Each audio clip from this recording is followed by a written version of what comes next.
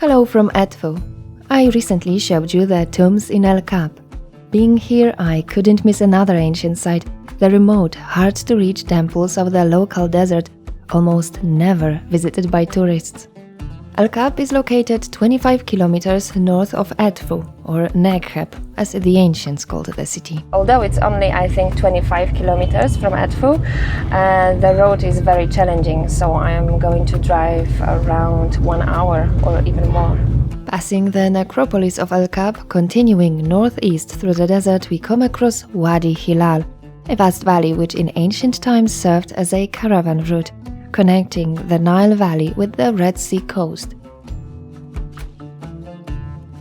The Heispios complex, as Egyptologists call the partially rock-cut temples, consists today of two buildings. The main temple where Nekab was worshipped as the wandering goddess, and a short distance away, a tiny square chapel, called by the locals hammam, meaning bath.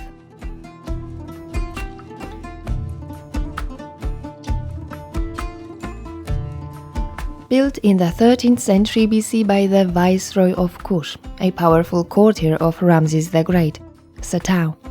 As we learn from the scarce remains of the ruined interior, it was dedicated to Thoth.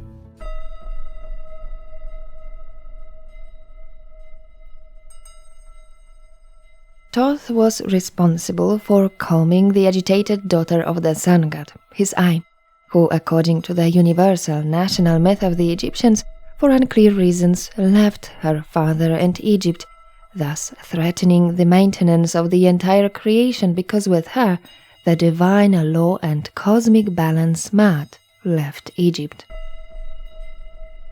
She returned only thanks to the efforts of Thoth, personifying divine wisdom, who in the form of a baboon propitiated and convinced the goddess to come back.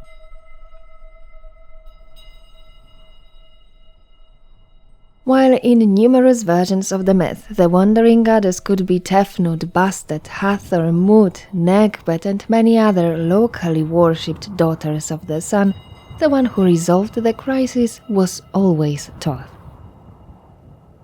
Hence his chapel in this place, in a complex which was entirely dedicated to the mythical returning goddess to Egypt.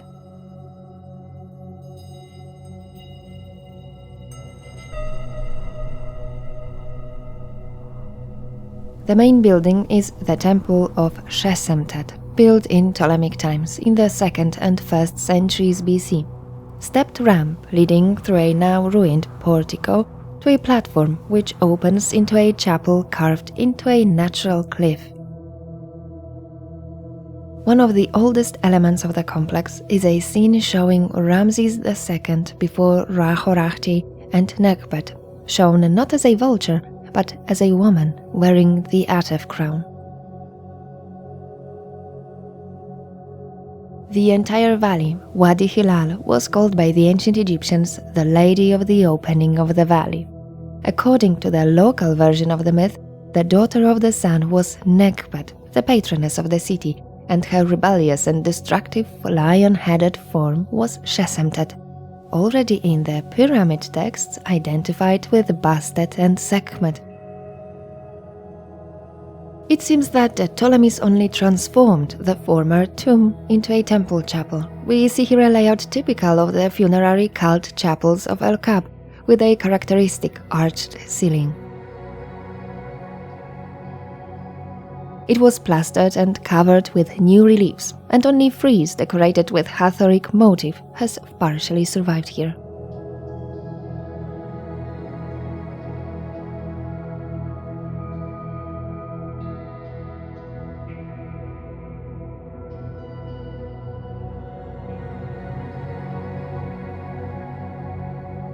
The scarce remains of the temple are decorated with graffiti, mainly in Demotic and Greek, but also with interesting images carved here in late antiquity.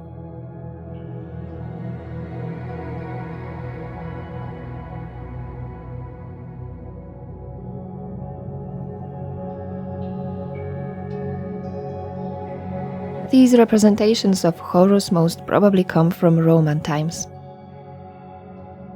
Here we've got, of course, Coptic crosses and numerous strange representations, such as this animal figure, perhaps representing a demon.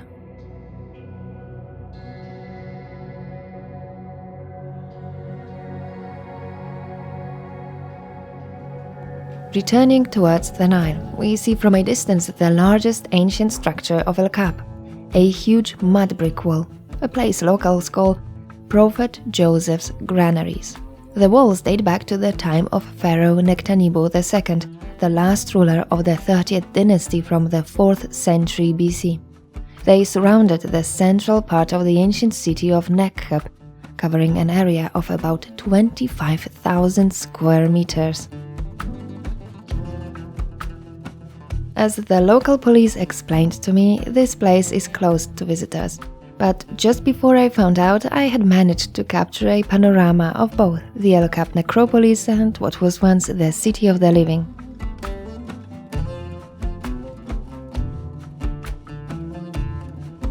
There were residential and public buildings, as well as a temple complex dedicated to Nekab, of which only the foundations remain today and are located far away where the wall meets the Nile. The enclosure is impressive. It's about 520 by 590 meters, 12 meters thick and 11 meters high. Although Nekab was one of the oldest and largest cities in Upper Egypt, the area was sparsely populated in the Middle Ages and in early modern period, which is why the walls have survived to this day, although according to 19th century researchers, local peasants fertilized their fields with its bricks.